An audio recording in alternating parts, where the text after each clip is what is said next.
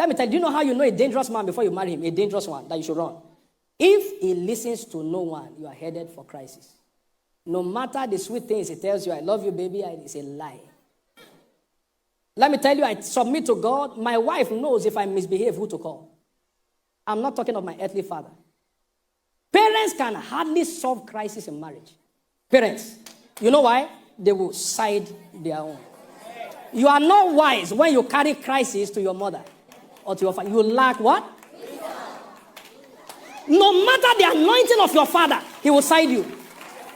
You know why? You say, this one, I trained him well. You may have been trained well, but mistrained. If you want crisis in family to be solved, it's not solved by family. Parents are hearing me, and I know some of you are angry. I will preach the truth. Many houses have been destroyed by their mother. Many houses have been destroyed by their father. He said, therefore shall a man his father and his mother and should be joined. If you still carry challenges to your father, you are a boy. I have never for once in 10 years of marriage carried anything to Bishop Oyedepo to help me solve. 10 years. I'm not enjoying my marriage because of where I came from. I have sense. My wife knows if this man misbehaves, there are 2 people on earth you will call. I will correct myself. She knows, and I told her from the beginning, they are not related to me, but I honor them. I won't tell you their names. Once she calls them like this, fiam, there's never been. You can make your husband behave from the beginning by knowing who he honors. Your husband doesn't honor anyone. Lady, you don't have wisdom. I'm your pastor, I should tell you. Your friend won't tell you. I'm the one to tell you. Oh, I don't like that man. You will like me later. If it's the truth, I will teach it without fear. If you had wisdom, some of you wouldn't have entered. You can see that before marriage, they are controlling him. You now marry. Do you have wisdom? Okay. This thing is burning like fire in my... You will see before marriage, they are controlling him like this. Don't wear this to church. 25-year-old, he will correct. Don't behave like this, he will correct. Then he's now telling you, baby, I love you. He doesn't even know what love is. Please beware of pride and just humble yourself. I just love the way Pastor Isaac preaches. That's Bishop Oyedepo'S son. I like the way he preaches. Super, direct to the point, no mincing words. What he has said about marriage is the truth. Okay, I don't know when he preached this particular message. It's actually a new message that he just preached. And he said he's been married for 10 years. Okay, so, men's marriage is different from women. So I have been married this is my 14th year in marriage by the grace of God. So seeing Pastor Isaac preach like this, it's so refreshing because a lot of marriages are facing trials because of the wrong foundation. If you meet a man and the man tells you, as you see me like this, I don't fear anybody, I don't respect anybody, I don't. Some will even tell you, I only fear God. Okay, you are fearing God that you have not seen. You are fearing God that you have not seen. So if you fear God, then you should treat your wife well. If you fear God, you do the right thing. If you fear God, you will not be frolicking around with other girls. If you fear God, your word will be your bond. You say something and mean it if you truly fear God. But when you don't, you don't have any authority figure. I call them authority figure in your life. The person says, I don't fear anybody. I don't fear anybody. No, like me now, for example, if something happens and my mom, even though it's not, I cannot carry my marriage and go and be telling my mom, or if my husband to say something to me because I can't see my husband slap me because he has never done that. I don't think, has my husband, has he raised his voice on me before? I'm trying to remember.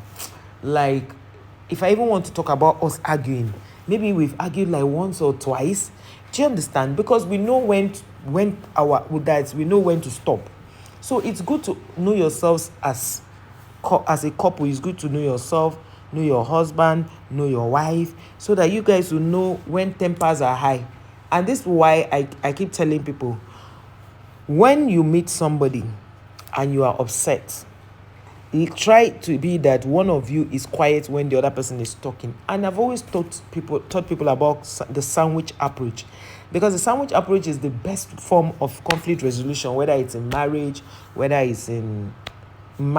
or relationship or whatever. The sandwich approach is the best form of, peacemaking, where the first slice of bread is where you are thanking your spouse for being a kind person to you, whether it's a man or a woman. Thank you for being kind. Thank you for all the times you helped me with the children. Thank you for taking care of them. I won't say help with the children, because they are also your children. Thank you for all the times you fix food for everybody. Thank you for this. Thank you for that.